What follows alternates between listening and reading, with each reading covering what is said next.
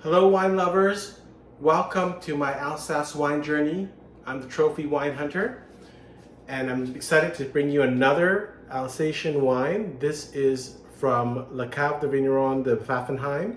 It's their 2017 Gewurztraminer from the Grand Cru vineyard of Steinert.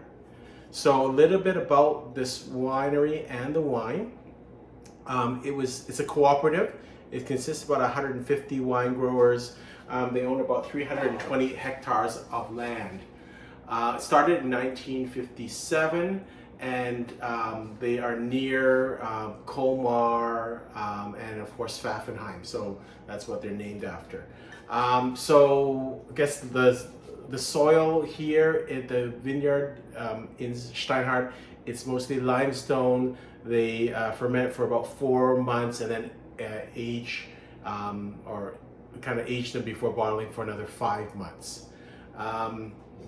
So again, with the other interesting thing about Pfaffenheim is they have a huge export market. So I think in Canada they have a 40% share. In BC it's even more ridiculous. It's like 80%, and that great for them. They're a great producer. They have a whole huge range of wines, including entry-level wines. I decided to pick a Grand Cru just because I wanted to try something, out there. And it's not that expensive. I think I will say the price in the comments below. I think it's $32 or $33 in BC liquor stores.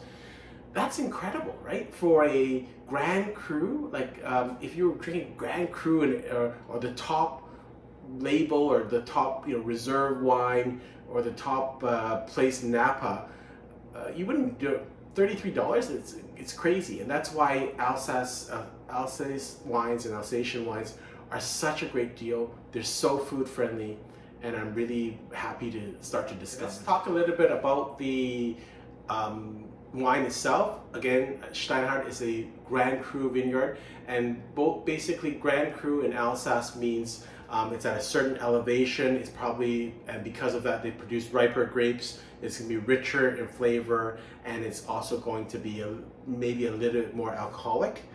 It's 13.5%, not overly, but some wines you'll get down a little bit lower than that. Again, there's some controversy in Alsace about Grand Cru, what that actually means. Some are not as producing as much quality as others, but it's still the best sloping vineyards. They're usually a bit higher altitude. In this case for Steinhardt, it faces to the east, and that's also exceptional. How, I guess, if you saw my first video on the Alsace region, the Vosges mountains are in the west, so it kind of blocks the rain. The east is where the sun comes up, so if it's facing east, you're going to get more sun exposure and therefore better ripeness and more sunshine exposure throughout the day. So here's the label for the Pfaffenheim 2017. You'll see it says Gewurztraminer, and then it's got Alsace, Grand Cru, and the vineyard Steinert. Let's taste the wine. So on the color, if you can look at the color, compared to my first video of the Gustav Lorenz Riesling, this is a little bit darker yellow in color. And when you swirl it in the glass, right away you feel a weightiness. It's more viscous. So you get the impression it's going to be heavier.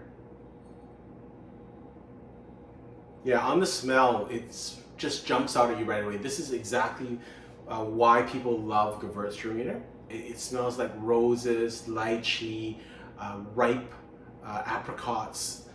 It comes and it's very fragrant. You can't miss it. So yeah, this is what everyone loves, and it's a really thick smell. It's a very rich, ripe smell. So you can tell this wine is going to be rich on the palate too. You have that sensation.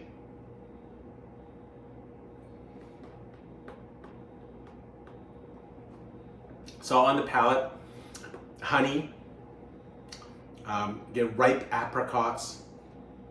I get a little bit of almost the citrusy, like grapefruit almost, a little edge on the back. I would say The acidity is medium or low to medium. It's not high, which is characteristic of Gewurztraminer. It's very thick, it's very viscous. The flavors are concentrated, which you expect from a Grand Cru site vineyard. So really exceptional. Final thoughts on this wine. I don't think it's rated by Wine Spectator. And I think in general, a lot of these wines are not drank until a little bit later. This has a lot of ageability. It's got a lot of residual sugars. It's off dry in terms of style. You could wait like 10 years, I think, on this wine. And I don't think it would go down at all. I actually really like this. For if you like Gewurztraminer, if you like this off-dry style, you might even rate it higher than I did.